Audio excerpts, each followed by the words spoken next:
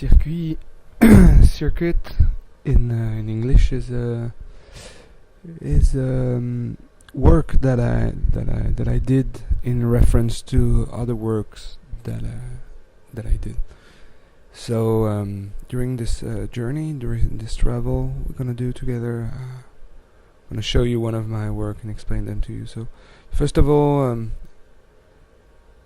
this title you see is a work I did where I linked together with a blue rope two red bricks and hang them with a hook.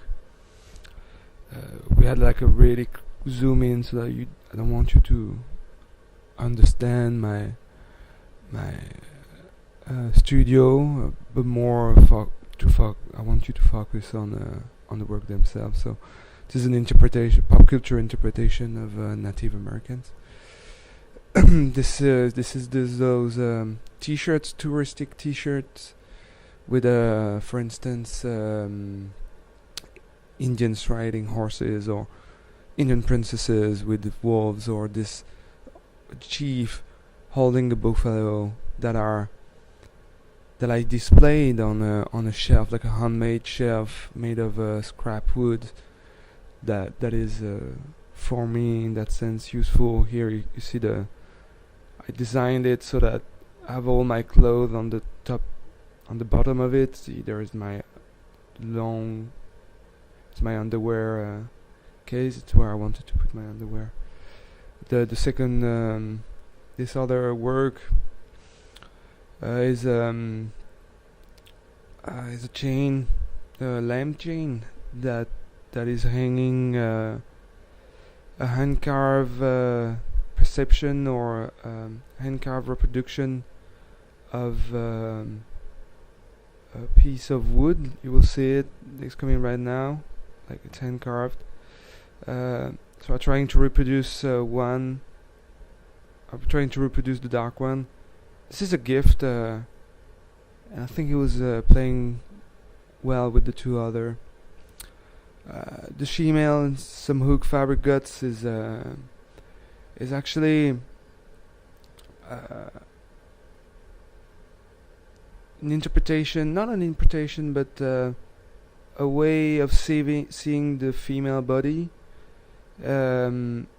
What had happened by accident, I had received those two legs, and to maintain them together, I put some hardware in it, and those two legs seems like a girl that is hanging on the brick wall, but actually she's got a penis because of the hardware. So that's why I called it like this. Those fabric guts are hanging not entirely touching the ground, and I braided them and tried to display them so that they don't touch the ground, but just slightly frôle it, not almost touch it. So I had this for this one. I had this leaves-less sweater that is where it's written Christian Dior on it. So I basically stretched it on a shelf that was fitting perfectly with the 90 degrees of the corner of my studio, and then I stretched the sweater on it.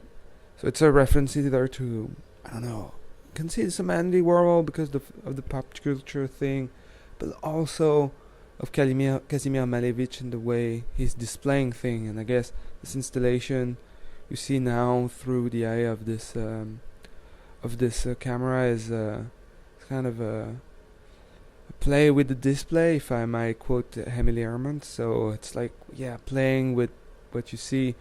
It seems like a camo, but in fact it's just a result of me putting a cloth on drip taint that I accidentally dropped on my studio. So I stretched it and put it on a mic stand, which is not a mic stand actually, it's a guitar stand, and I choose that because it got a good gravity center, so because you don't want your guitar to fall down on stage, so I use that this gravity center to hang on this canvas that looks like a painting, but because of the display, it's not a painting. Same for this one. This ready-made is holding a ready-made, but it's not a ready-made because I modified all the thing, all the plinth. Like I cut some part of it, some of the wood, and I display them. So there's this weird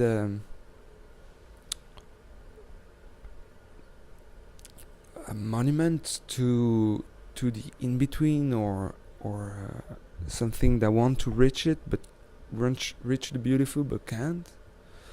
This, for instance, is I broke the fiber hammer, so I debroken it. I fixed it with a handle, like a pail handle. I had just to drill 2 holes to hang the part together, so it seems like it's floating in the air. This is called model for a monument for Robert Smithson,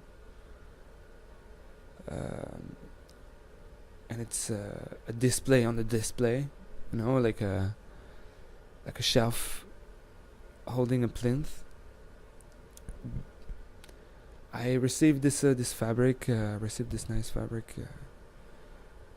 by a colleague of mine in the fiber department of Concordia University, and I used it to stretch a skateboard. So it's this kind of perpetual reference to pop culture, as for the pencils, for instance, the reverse pencil. Just give you kind of a hint of my practice in the sense of the play. So I basically drilled the holes in this shelf, but it's not a shelf, Well, it's a shelf because it's holding the skate, but it's not a shelf because it's also can be considered as a sculpture because of the pencils that are pointing down. This is also double fake as the Casimir Dior. This is a double fake Richter Yves Klein, so I 6 printed those traces you see here, and then hook them together. Some I tainted them in blue. I guess this reference is not very important, and that the viewer, the public, would make it easily. I'm just concerned of the process and the openness and the transparency of it. So this is why I'm explaining that to you now. So this is not my painting. This is an artist, Québécois artist called Guy Desrosiers, and this artist is really interesting because he's giving his own interpretation of Gaspésia, I guess. What is interesting with his painting is that there is this rock, this mountain that could be any rock or mountain. I guess it's because also I miss a little bit my homeland, Switzerland, that I decided to put this painting on it. I guess it's maybe some nostalgia, maybe it's another inspiration, but yeah, that's it.